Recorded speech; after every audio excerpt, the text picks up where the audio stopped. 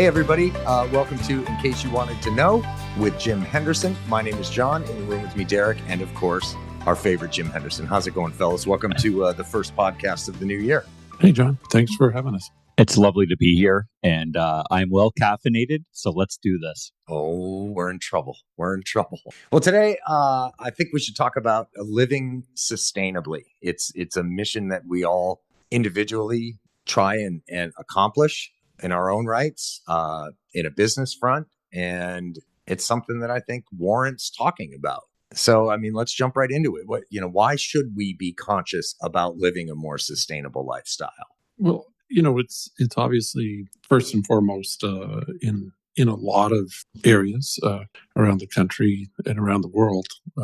We hear all about our need to be more environmentally friendly. What does that take? I mean, we hear the stories about the straws. We hear, one straw times 6 billion people, and you do the math and it adds up. And what we consume and what we waste there's a cause and effect. Everything that you use, it came from somewhere, it's going somewhere. So maybe there's so many different aspects to being responsible to our environment. And sometimes it's hard to know where to start. And maybe we can discuss some of those things in case people wanted to know, where do I start? I mean, we've heard the things, recycle your plastic, your cans, get updated appliances that are more energy efficient. And those are all important, and they're steps to being more sustainably minded. A lot of it affects just our mindset. When we know we're doing something that is positive, that's going to make a difference for future generations. I like to think we're in humanity. We still care about what's next after us, and what kind of an impact can we make? And is it just the environment? Is the physical environment, the earth? How about sustaining relationships? That whole cycle, the perfect circle, right, Derek, where everything's in harmony, and what you do for work, what you do at home, and what you do in the community all represents a more balanced environment, a sustainable environment in terms of time and resources and whatnot. Considering we're the apex predators on this planet, it would stand to reason that a lot of the damage that has happened to the planet is a byproduct of us doing what we do, just existing, and we are innovators. We are trying to create easier lives for ourselves. And as a result, sometimes we, make a mistake. But there is what I've learned is that there is a myth that's out there around solar. And I think that one of the first places that you can go is using the structure that you live in every day as a means to be able to generate, some form of energy and lower, the consumption. What's your take on people who believe that if you live in Vermont, you can't put solar on because there's not enough sun? Is that true or not? Absolutely not. I mean, I think there's a lot of misconceptions about reusable energy or renewable energy. Yeah, it's not a perfect world. Everyone talks about carbon zero and how do you get there? And if you live in Florida, you've got so much sun, it's really easy. But in New Hampshire or Vermont, you don't have as much sun. Well, in the winter, sure. But in the summer, collectively, there's only about maybe a 5 or 6% difference in solar gain in New England versus Florida. And the reason is, I mean, in the summer, it gets daylight up there, Derek, around 5. And it, around June 21st, it doesn't set until 8. So your ability to gain the solar in the summer months is far outweighs the loss in the winter when it's dark and colder.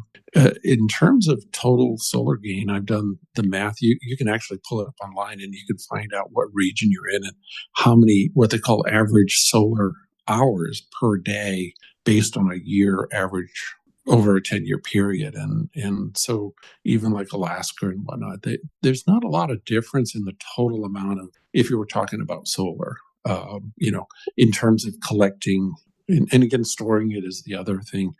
We have this thing called net metering where our existing grid, most power companies in the United States will allow people to have a credit in the summer, and then you use that credit in the winter when it's darker and you don't have as much sunlight. But the ultimate goal is net zero, whether it's in your house or whether it's across the spectrum of the grid, because you're sharing that energy in the summer throughout the grid, and that means your carbon footprint does change the environment, and it's a collective thing. It isn't just your house; it's the community that's tied into that grid. Even if that power is going to homes that are not solar powered. That is correct. It's a collective thing. If you have just an empty jug, 5-gallon jug, and it's raining, and you fill it up in a few hours, but it's used over a long period of time, you've got what they call money in the bank when it's full. And so if we can use that analogy, you're filling the grid with this excess energy, and it's shared by everyone else. So it lowers the need for the power companies to use non-renewable sources. Staying with Vermont and the misconceptions associated with a darker, colder climate, there is also alternatives and geothermal, for example. Right. And so I think there's, for those who want to know, maybe touch on that as another area to start if you're in a colder weather climate. Yeah. I mean, there's a lot of, like I said, there's little things and there's big things. The big things are expensive, and you have to take a broader perspective on the big things. And again, I've been involved with environmental issues going on about 15 years now, and I've seen the transformation, the cost reduction in geothermal, the cost reduction in solar and battery storage and all of that. And in the payback period, everyone asks about that payback period. What's my return on investment? Mm-hmm. Well, if you're investing in the environment, the return is the minute you do it, right? Because if you're not just worried about the 5 to 7 years that you get your money back, and you're worried on a more global level, you're making an investment in the future of the planet. I mean, seriously, if people really, really care, it's worth looking into. And you do have to be careful. There's a lot of scams, because what you don't know will hurt you in the energy business, in the renewable energy business. And we have to be really careful of that. I have some elderly friends that have almost been taken advantage of by these companies that will promise, we're going to do this. And then I say, can I see that quote? And I look at it, and they're just scamming. They're going to take a whole bunch of money and do nothing. So it is very important, if anyone is going to go that route.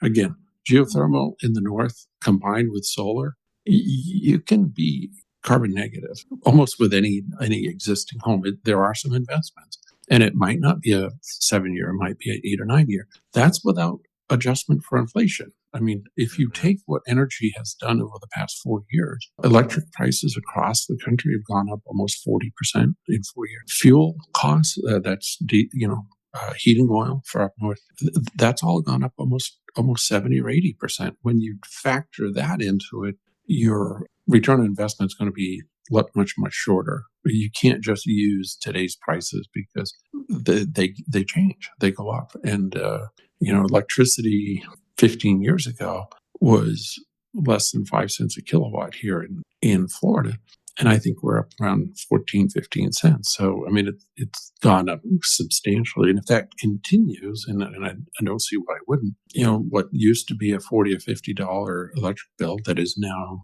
pushing 200 is going to be 400 or 500, and that's realistic. You can expect that to happen. So that is one of the things that I think is a reason that a lot of people don't embrace trying to make that change, because it is daunting, because they don't think about more than, what's it going to cost me today.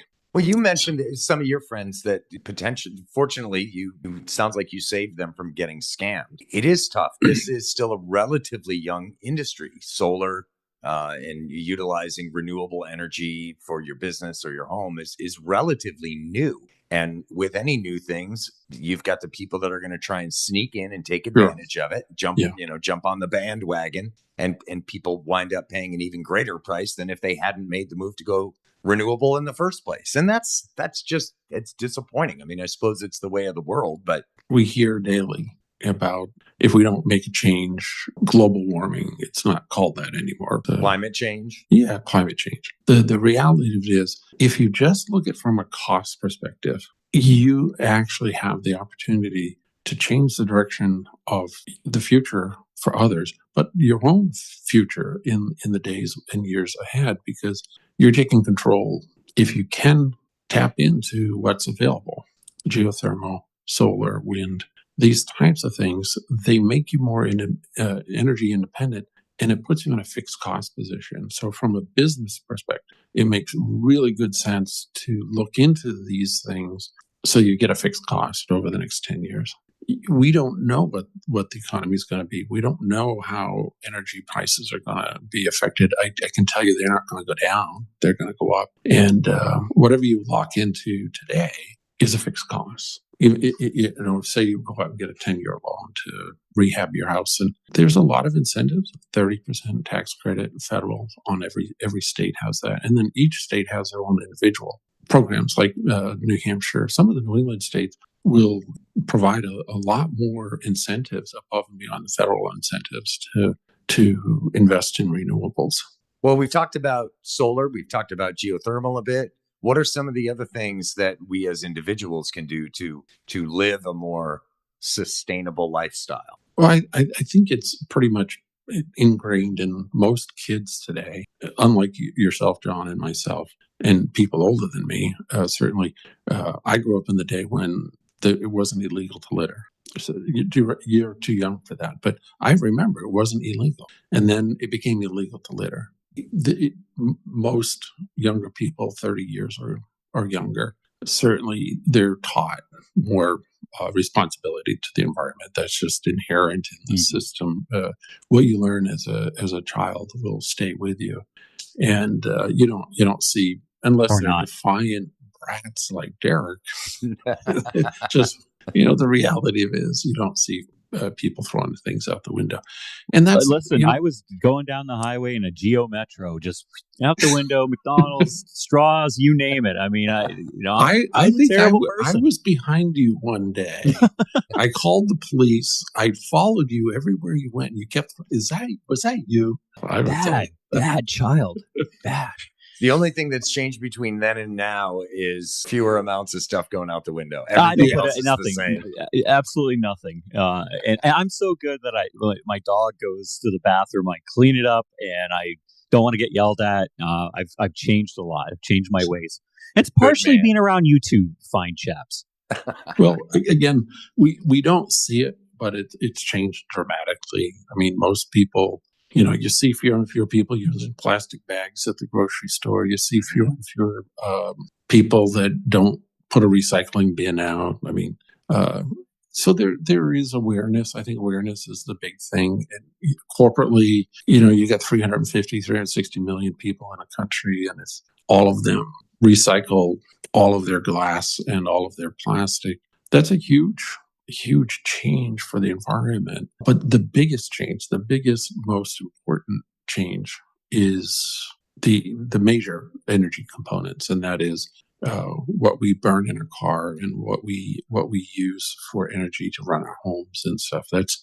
Those are the biggest problems to our environment. There's money to be made in recycling. I mean, just think of our company, John, in the last 10 or 12 years. Cardboard, we just don't throw it out.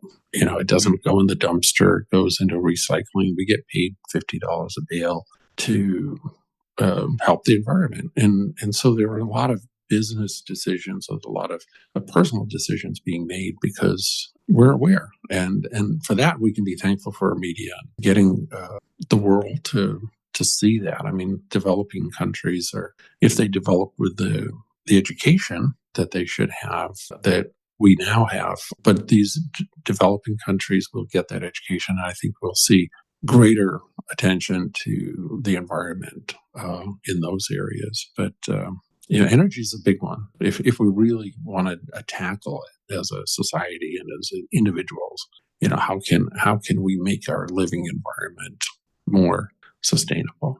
What do you figure is the answer on a more localized level? What can we do to try and get our communities overall to be more sustainable in that front? I mean, obviously, the more people, like you said, the more people who put solar on their homes, that bucket full of shared energy gets bigger. Costs hopefully come down across the board, even though we know they won't. But what else can we do on a community level to push the needle? So, in case you wanted to know, John, I'm going to speak from what I see, and maybe people don't want to hear it, and maybe, but I think it is important for people to know what they don't know.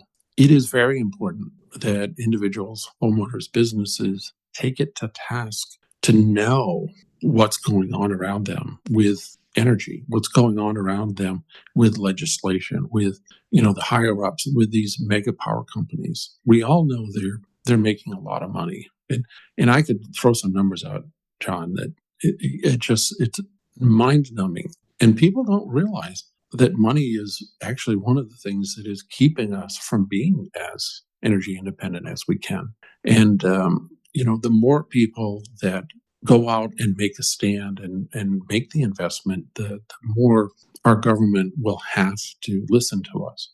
Anyway, I think that's one of the big things that we can do as a community is work together to try to make it easier to get solar, to get geothermal.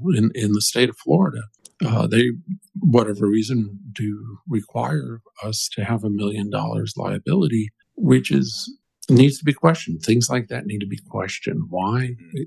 Because it adds $600, $800 to $1,000 to your yearly insurance. And what's it for? And nobody asks. But the reason is they're saying that we could backfeed the grid. And the reality is a simple switch would stop that.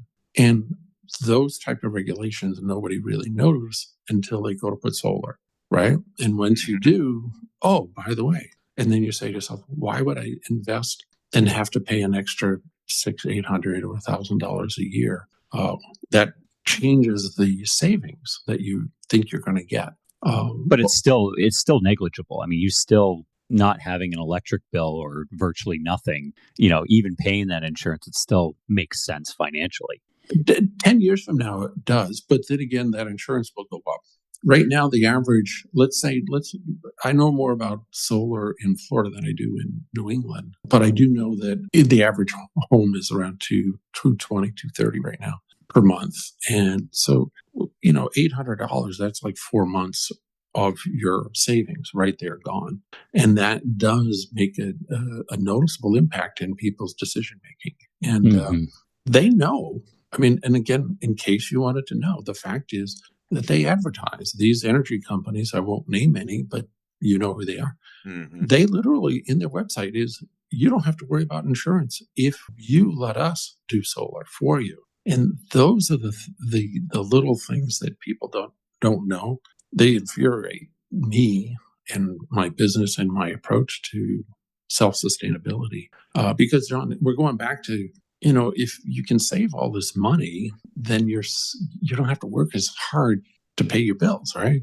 I mean, it's just one thing it's that cycle, that circle of total dependence on one another and not on an outside entity. And the perfect world is we're sustaining our environment, we're sustaining our lives, we're sustaining our community because we have more time, because we have less expenses. And more time with your kids and your family and your loved ones sounds really good to me and seems like a perfect reason to become sustainable. There was a commercial a few years ago, and I don't remember the company, but they had like chainsaw poles with oil sputtering out of them for your coffee maker and for your dishwasher and everything. I sure am glad that we don't live in that world where you have to do a chainsaw pole to use the microwave and have oil splatter you in the face when you're making some mac and cheese. That's a grim picture right there, and a bit messy, I might say. I always appreciate the conversations with you guys, and I think there's a lot of good takeaways from this. And what's the phrase? Think globally, act locally. And one of the ways I'm going to act locally is I'm going to insist that my family and my friends, which obviously includes you guys, we don't eat any more meat. No more meat. Ever again. You know what? I am going to have that third steak after all. go ahead and put that order in now, please and thank you. We need more plants. There is some rationale to the whole thing. So, no, we're going to eat the meat. Okay, that's fair. Well, gentlemen, it's man, are you guys frozen up on me? I'm You're back. upside down now. So weird. The whole thing, everything just froze up. It's So I like see that your, movie Sideways. yeah. I Good see God. Derek. Now I just got to get Jim back, and then we can put a pin in this because we are right at the end too. I'm here. I just can't see you. That's fine. I'm smiling. Maybe. So we just had a bit of a technical glitch here. I think what happened was when I suggested that Jim not ever eat meat again, he may have actually just imploded, and we just He's lost. gone. He's Just gone. his voice is here as a ghost. He can't take the idea of not ever eating meat again. So. You can't see me, but I'm in your conscience. Well, I guess that's as good a reason as any to put a pin in this one. So, as always, it's a pleasure, guys, and thank you for your time. It's good conversation. And hopefully you. you'll all see me next time. That's right. We'll keep our fingers crossed. Thanks, guys. Thanks, guys.